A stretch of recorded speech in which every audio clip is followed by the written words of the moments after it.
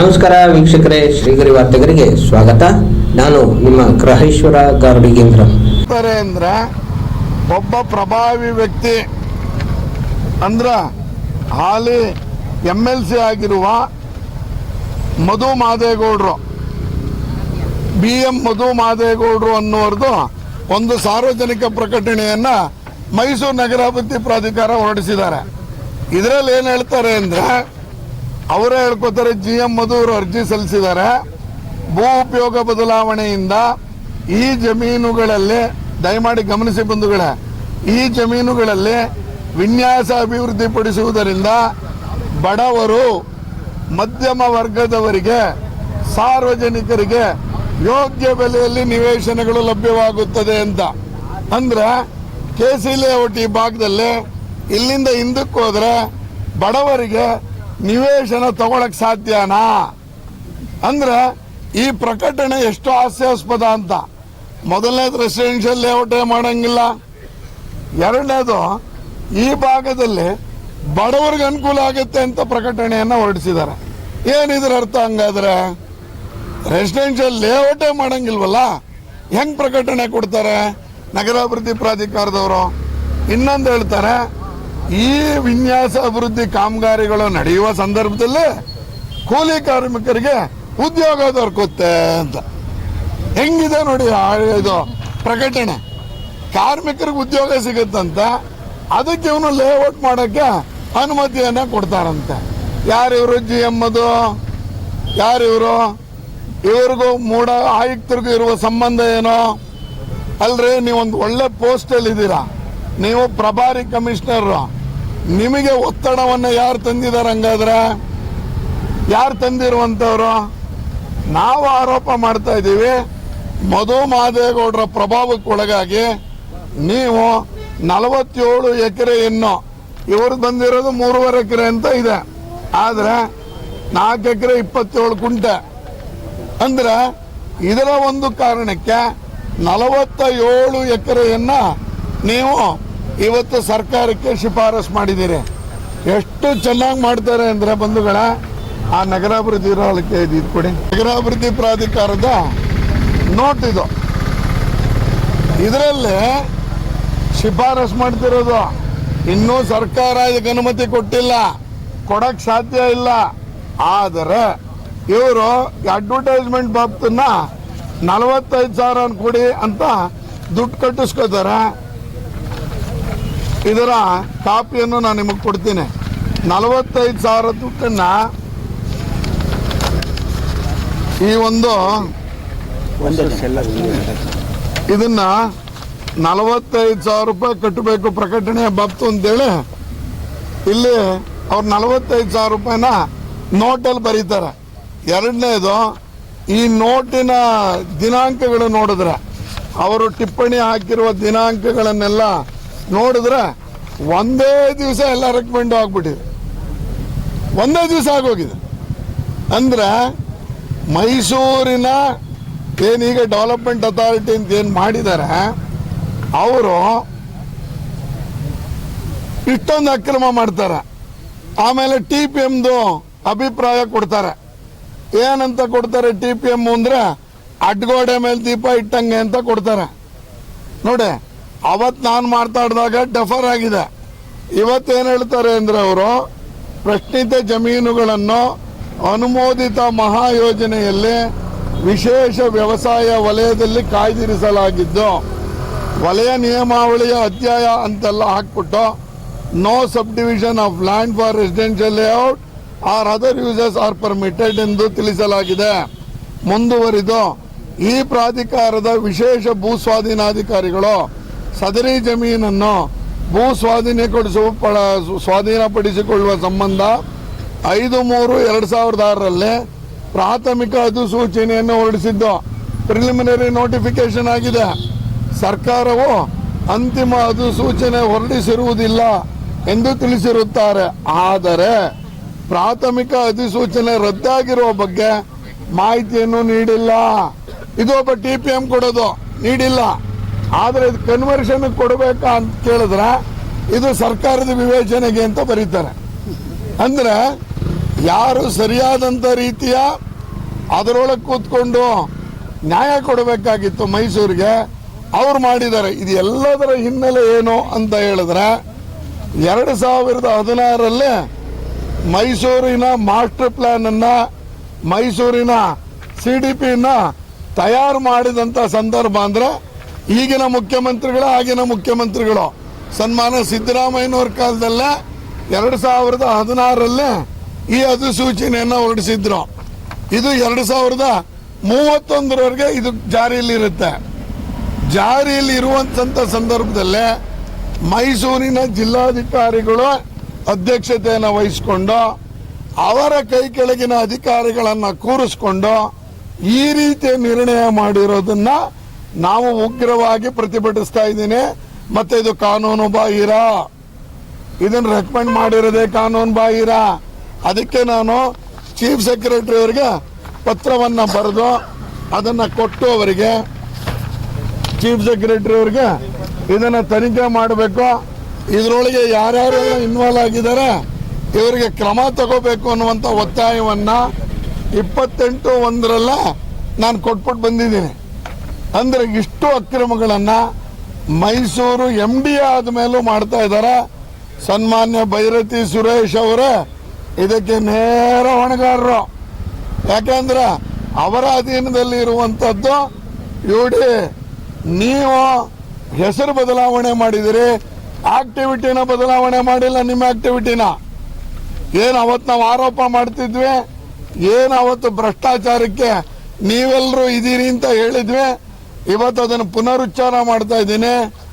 ವಿಶೇಷ ಏನೋ ನಿಮ್ಮ ಇದರಿಂದ ವ್ಯವಸಾಯ ವಲಯದಿಂದ ನಿಮಗೆ ಪರ್ಮಿಷನ್ ಇದೆಯಾ, ರೆಕಮೆಂಡ್ ಮಾಡಕ್ಕೆ ನಿಮ್ಗೆ ಅರ್ಹತೆ ಇದೆಯಾ, ಮಾಡಬಹುದಾ, ಹೇಗೆ ಮಾಡಿದ್ರಿ, ಕಾನೂನನ್ನು ನೀವೇ ವೈಲೇಟ್ ಮಾಡಿದ್ರಿ ಅನ್ನುವಂಥದ್ದನ್ನ ಪ್ರಶ್ನೆ ಮಾಡಿ ಕೊಟ್ಟಿದ್ದೀನಿ. ಇದರಲ್ಲಿ ರಕ್ಷಿತ್ ಅವರು ಮೊನ್ನೆ ಒಂದು ಪತ್ರಿಕಾ ಹೇಳಿಕೆಯಲ್ಲಿ ನೋ ಇಲ್ಲಿಗಾಲಿಟಿ ಅಂತ ಹೇಳಿದ್ರು. ನಾನು ಕೇಳ್ತೀನಿ, 100 ಮೀಟರ್ ಒಳಗಿಲ್ಲ ಕರೆಕ್ಟು, ಆದರೆ ಮಾಡಕ್ಕೆ ನಿಮ್ಗೆ ಅನುಮತಿ ಇದೆಯಾ, ಮಾಸ್ಟರ್ ಪ್ಲಾನಲ್ಲಿ ಅನುಮತಿ ಇದೆಯಾ, ನಾವೇ ಒಪ್ಕೊಂಡಿರುವಂಥದ್ರಲ್ಲಿ ಅನುಮತಿ ಕೊಟ್ಟಿದ್ದಾರೆ ನಿಮಗೆ ಮಾಡೋಕ್ಕೆ, ಹೇಗೆ ರೆಕಮೆಂಡ್ ಮಾಡ್ತಾ ಇದ್ದೀರಿ? ರೆಕಮೆಂಡ್ ಮಾಡೋದು ಅಂದರೆ ಏನರ್ಥ? ರಿಜೆಕ್ಟ್ ಮಾಡಬೇಕಾಗಿದ್ದನ್ನ ರೆಕಮೆಂಡ್ ಮಾಡಿದ್ದಾರೆ.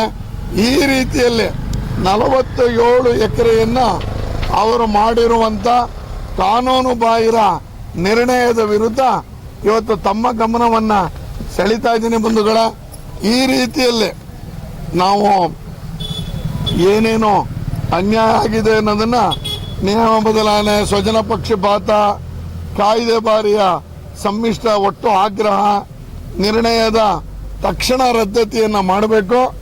ಈ ನಿರ್ಣಯವನ್ನು ನಿಮಗೆ ಯಾರು ಕಳಿಸಿದ್ದಾರೆ ಆ ರೀತಿಯ ಅಧಿಕಾರಿಗಳು ನೋಡಿ ಯಾರ್ಯಾರು ಬಂದಿದ್ರು ಅಂತ ಹೇಳ್ತೀನಿ. ಅವತ್ತು ಅಧ್ಯಕ್ಷ ಸ್ಥಾನದಲ್ಲಿರುವ ಮೈಸೂರು ಜಿಲ್ಲಾಧಿಕಾರಿ ಲಕ್ಷ್ಮೀಕಾಂತ್ ರೆಡ್ಡಿ, ನಗರಾಭಿವೃದ್ಧಿ ಇಲಾಖೆಯ 2ನೇ ಸ್ಥಾನವಾದ ಜಂಟಿ ಕಾರ್ಯದರ್ಶಿಗಳಾದ ಕೃಷ್ಣಮೂರ್ತಿ, ಅಲ್ಲಿಂದ ಒಬ್ಬರು ಬಂದಿದ್ರು. ಮೈಸೂರು ಮಹಾನಗರ ಪಾಲಿಕೆ ಶೇಖ್ ತನ್ವೀರ್ ಆಸಿಫ್ ಅವರು.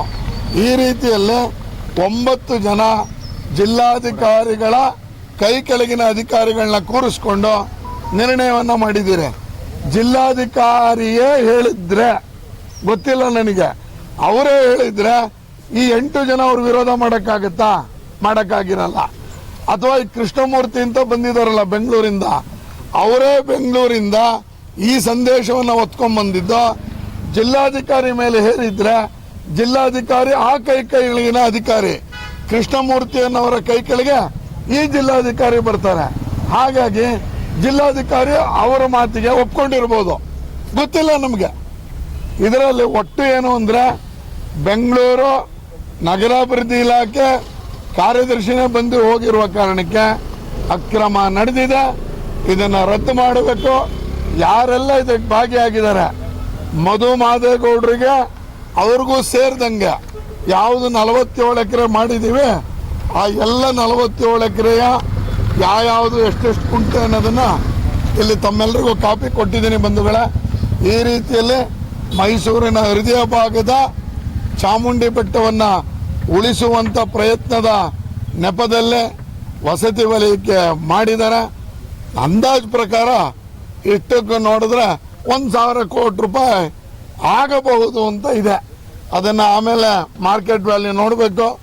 ಬಡವರಿಗೆ ನಿವೇಶನ ಕೊಡ್ತೀವಿ ಎನ್ನುವಂಥ ಜಾಹೀರಾತನ್ನು ಕೊಟ್ಟಿರುವಂಥ ನಗರಾಭಿವೃದ್ಧಿ ಇಲಾಖೆಯ ಇದಕ್ಕೆ ಸಂಬಂಧಪಟ್ಟಂಥ ಎಲ್ಲ ಅಧಿಕಾರಿಗಳನ್ನು ತಕ್ಷಣವೇ ಅಮಾನತು ಮಾಡಬೇಕು. ಅಮಾನತಿನಲ್ಲಿಟ್ಟು ತನಿಖೆ ಮಾಡಬೇಕು. ಸರ್ಕಾರದ ಮುಖ್ಯ ಕಾರ್ಯದರ್ಶಿಗಳಿಗೆ, ನಗರಾಭಿವೃದ್ಧಿ ಇಲಾಖೆ ದೀಪಾ ಚೋಳನ್ ಮೇಡಮ್ ಅವ್ರಿಗೆ ಈಗಾಗಲೇ ದೂರನ್ನು ಸಲ್ಲಿಸ್ಬಿಟ್ಟು ಬಂದಿದ್ದೀನಿ. ತಾವು ಹೆಚ್ಚು ಇದ್ರ ಬಗ್ಗೆ ಗಮನ ಕೊಟ್ಟರೆ ನಾವು ನೀವು ಇಬ್ಬರು ಸೇರಿಕೊಂಡು ಕೈ ಮುಗಿತಾ ಇದ್ದೀನಿ. ಮೈಸೂರನ್ನು ಮೈಸೂರಾಗೆ ಉಳಿಸೋಣ. ಕೆರೆ ಮತ್ತು ಹಸಿರು ವಲಯವನ್ನು, ವ್ಯವಸಾಯ ವಲಯವನ್ನು ನಾವು ನೀವು ಇಬ್ಬರು ಸೇರಿಕೊಂಡ್ರೆ ಮಾಡೋಣ. ದಯಮಾಡಿ ನಿಮ್ಮ ಸಹಕಾರ ಬೇಕು ಅಂತ ಈ ಸಂದರ್ಭದಲ್ಲಿ ಕೇಳ್ಕೊತಾ ಇದ್ದೀನಿ. ನಮಸ್ಕಾರ ಬಂಧುಗಳೇ. ಇದಕ್ಕೆ ಆಗಿದೆಯಾ ಗೊತ್ತಿಲ್ಲ, ಬೇಡ ಮಾಡ್ಕೊಂಡಿದ್ದಾರೆ. ತಹಶೀಲ್ದಾರರು ಬಂದಿದ್ರು. ತಹಶೀಲ್ದಾರರು ಬಂದ್ಮೇಲೆ ಇಷ್ಟೊತ್ತಿಗೆ ಅದನ್ನು ನೋಡಬೇಕಾಗಿತ್ತು ಯಾವ ಕೋರ್ಟಲ್ಲಿದೆ. ಕೆರೆನ ಹೆಂಗೆ ಸರ್ ಕೋರ್ಟ್ಗೆ ಹೋಗ್ತಾನೆ? ನನ್ನ ಮೂಲಭೂತ ಪ್ರಶ್ನೆ ಇರೋದು, ರೆವಿನ್ಯೂ ಇಲಾಖೆ ಅಧಿಕಾರಿಗಳಿಗೆ ಚೆನ್ನಾಗಿ ಗೊತ್ತು ಕೆರೆ ಅಂತ ಕಾಂಪೌಂಡ್ ತೆಗ್ಸೋಕ್ಕಾಗಿಲ್ಲ. ಯಾಕೆ ಅಂದರೆ ಪ್ರಭಾವಿಗಳು ಅವರು ಮಾಡಬೇಡಿ ಅಂತ ಹೇಳಿದ್ದಾರೆ. ಮೆನ್ಷನ್ ಮಾಡಿರುವಂತದ್ದು ಕೋರ್ಟಿನ ನಂಬರ್ಗಳಲ್ಲ, ಅವು ಆರ್ಡರ್ಸ್ ಇದಾವ ಇಲ್ವಾ? ಇಲ್ಲ ಅಂತ ನನಗೆ ಅನುಮಾನ ಇರೋದು. ಕೋರ್ಟ್ ಆರ್ಡರ್ ಹೌದು, ಯಾಕೆ ಅಂದ್ರೆ ಬರ್ದಿರ್ಬೋದು ಅವರು. ಈಗ ಯಾವುದೋ ರಿಟ್ ಪಿಟಿಷನ್ ನಂಬರ್ ಹಾಕಿರ್ಬೋದು, ನಂಗೆ ಗೊತ್ತಿಲ್ಲ. ಆದ್ರೆ ಒಳಗೆ ಹೋಗ್ಬೇಡಿ ಅಂತ ಬೋರ್ಡ್ ಹಾಕ್ತಾರೆ. ಒಂದು ತಹಶೀಲ್ದಾರರು ಬಂದಿದ್ದಾರೆ. ತಹಶೀಲ್ದಾರರು ಬಂದು ನೋಡಿ ಇದನ್ನ ಕೃಷ್ಣ ಬೈರೇಗೌಡರು ನೀವು ಹೇಳಿರೋ ಜಾಗನ ಕೆರೆ ಪ್ರದೇಶದಲ್ಲಿದೆ ಅಂತ ಒಪ್ಕೋತಾರೆ. ಒಪ್ಕೊಂಬಲ್ಲಿ ತೆಗಿಬೇಕಾ ಬೇಡವಾ? ಮಾಡಿಲ್ಲ ಅಂತ ಅವರೇ ಒಪ್ಕೊಂಡಿದ್ದಾರೆ. ಸರ್ಕಾರದ ರೆವಿನ್ಯೂ ಇಲಾಖೆ ನಮ್ಮ ಮಂತ್ರಿಗಳೇ ಒಪ್ಕೊಂಡಿರುವಂಥ ಪ್ರಕರಣ ಇದಾಗಿರೋದ್ರಿಂದ ಕಾಂಪೌಂಡ್ ತೆಗಿಬೇಕಾಗಿತ್ತಲ್ಲ. ಒಟ್ಟು ಅದು 3-17 ಎಕರೆ ಅಂತ ಹೇಳ್ತಾರೆ. ಕೆರೆ ಬಂದು ನಮ್ದು 22 ಕುಂಟೆ ಅಂತ ಒಬ್ಬರು ಹೇಳ್ತಾರೆ, 17 ಕುಂಟೆ ಅಂತ. ಇನ್ನೂ ಸರ್ವೆ ಮಾಡಿಸಿಲ್ಲ. ಇದಕ್ಕೆ ಸಂಬಂಧಪಟ್ಟಂಗೆ ಕೆರೆ ಅನ್ನೋದನ್ನು ಸ್ಥಳೀಯರು ಹೇಳ್ತಿದ್ದಾರೆ. ಮೂಡಾ ಪ್ಲಾನಲ್ಲಿದೆ, CDPಲಿದೆ, ಹಳೆ 1931 ಪ್ಲಾನಲ್ಲಿದೆ. ಎಲ್ಲ ಇದ್ದ ಮೇಲೆ ಅವನು ಹೆಂಗೆ ಕೋರ್ಟ್ಗೆ ಹೋಗೋಕ್ಕಾಗತ್ತೆ? ಒಂದು ಕೋರ್ಟ್ಗೆ ಅಕಸ್ಮಾತ್ ಹೋಗಿದ್ರೆ ಮೂಡಾದ ವಕೀಲರು ಯಾರು ಅದನ್ನು ಕೋರ್ಟ್ ಮೂಡಾದಿಂದ ಹೋಗ್ಬೇಕಾಗಿತ್ತು, ಆ ವಕೀಲರು ಏನು ಮಾಡ್ತಿದ್ದಾರೆ? ಎಲ್ಲವೂ ಪ್ರಶ್ನೆ ಅಡಗಿದೆ. ಇದನ್ನು ಕಾಂಪೌಂಡ್ ಕಿತ್ತಾಕ್ಸಿದ್ರೇನೆ ಸತ್ಯ ಹೊರಗೆ ಬರೋದು. ಅದಕ್ಕೆ ಹೇಳ್ತಾ ಇದ್ದೀನಿ, ಶಿವರಾತ್ರಿ ಒಳಗೆ ನೀವು ತೆಗಿಲಿಲ್ಲ ಅಂದರೆ ಇಲ್ಲಿ ಪೊಲೀಸ್ ಅಧಿಕಾರಿಗಳು ಬಂದಿದ್ದಾರೆ, ಅವ್ರ ಗಮನಕ್ಕೂ ತರ್ತೀನಿ. ನಾನು ಉರುಳಿಸೋದು ಗ್ಯಾರಂಟಿ. ಅಲ್ಲ, ಕೋರ್ಟ್ ಆರ್ಡರ್ ಇಲ್ಲದೆ ಇದ್ರು ಕೂಡ ಅವ್ರು ಕೋರ್ಟ್ ಆರ್ಡರ್ ಮೆನ್ಷನ್ ಮಾಡಿದ್ದಾರೆ ಅಂತಂದ್ರೆ ಕ್ರಿಮಿನಲ್ ಕೇಸ್ ಹಾಕ್ಬೇಕು. ಅದನ್ನೇ ಕ್ರಿಮಿನಲ್ ಕೇಸ್ ಹಾಕ್ಬೇಕು. ಮಾಡಬೇಕಾದವ್ರು ಯಾರು? ಈ ಅಧಿಕಾರಿಗಳು. ನೋಡಿ, ನಿಮಗೆ ವಿಷಯ ಡೈವರ್ಟ್ ಆಗೋಗುತ್ತೆ ಅಂತ ಹೇಳ್ತಿಲ್ಲ, ಆದರೆ ಯಾರ ಮೇಲಾರು ಒಂದು FIR ಮಾಡೋಕ್ಕೆ ಕೋರ್ಟ್ಗೆ ಹೋಗ್ಬೇಕಾದಂಥ ಪರಿಸ್ಥಿತಿ ಬರ್ತಾ ಇದೆ ನಮ್ಗೆ ಇವತ್ತು. ಮೈಸೂರಿನಲ್ಲಿ ಮುಖ್ಯಮಂತ್ರಿಗಳ ತವರು ಜಿಲ್ಲೆಯಲ್ಲಿ ಮುಖ್ಯಮಂತ್ರಿಗಳು ಇಷ್ಟು ಕಠಿಣವಾದಂಥ ನಿರ್ಧಾರವನ್ನು ತಗೋತಾ ಇದ್ರು ಅನ್ನುವಂಥ ಸಂದರ್ಭದಲ್ಲಿ ನನಗನ್ಸಿದ್ದು ಎರಡೂ ಪ್ರಕರಣ, ಕೆರೆ ಒತ್ತುವರಿ ಮತ್ತು ಈ 47 ಎಕರೆ ಮುಖ್ಯಮಂತ್ರಿಗಳ ಗಮನಕ್ಕೆ ಬಂದಿರೋದಿಲ್ಲ. ಯಾಕೆಂದರೆ ಮುಖ್ಯಮಂತ್ರಿಗಳು ನನಗನ್ಸುತ್ತೆ ಇದ್ರ ಬಗ್ಗೆ ಗಮನ ಕೊಟ್ಟಿಲ್ಲ ಅಥವಾ ಅವ್ರ ಗಮನಕ್ಕೆ ಬಂದಿರಲ್ಲ. ಗಮನಕ್ಕೆ ಬಂದಿದ್ರೆ ಅದು ಬೈರತಿ ಸುರೇಶ್ ಹತ್ರ ಮಾತ್ರ ಬಂದಿರುತ್ತೆ. ಅವರೇ ಇದಕ್ಕೆ ಪ್ರಭಾವಿಗಳು, ಅವರೇ ಇದಕ್ಕೆ ಸೂತ್ರಧಾರರು, ಅವರೇ ಇದನ್ನು ತೆರವು ಮಾಡಬೇಕು. ಮೈಸೂರನ್ನು ಮೈಸೂರಾಗೆ ಉಳಿಸಬೇಕು ಅನ್ನೋದು ಇನ್ನೊಂದು ಆಗ್ರಹವನ್ನು ಮಾಡ್ತಾ ಇದ್ದಾರೆ. ಮತ್ತೆ ಮುಂದಿನ ವಾರ್ತೆಗರಿಯಲ್ಲಿ ಭೇಟಿಯಾಗೋಣ. ಶ್ರೀಗರಿ, ನಿಮ್ಮ ಮನದಾಳದ ಗರಿ. ನಮಸ್ಕಾರ. ಶ್ರೀಗರಿ, ನಿಮ್ಮ ಮನದಾಳದ ಗರಿ. ಶ್ರೀಗರಿ, ನಿಮ್ಮ ಭಾವನೆಗಳ ಗರಿ. ಶ್ರೀಗರಿ, ನಾಡಿನ ಹೆಮ್ಮೆಯ ಗರಿ. ಮನೆ ಮನಗಳ ಗರಿದು ಶ್ರೀಗರಿ, ತನು ಮನ ಧನಗಳ ಗರಿದು ಶ್ರೀಗರಿ, ವಿಶ್ವದ ದೇಶದ ನಾಡಿನ ಗರಿದು ಶ್ರೀಗರಿ. ಶ್ರೀಗರಿ ಶ್ರೀಗರಿ ಶ್ರೀಗರಿ ಶ್ರೀಗರಿ ಶ್ರೀಗರಿ, ನಿಮ್ಮ ಮನದಾಳದ ಗರಿ.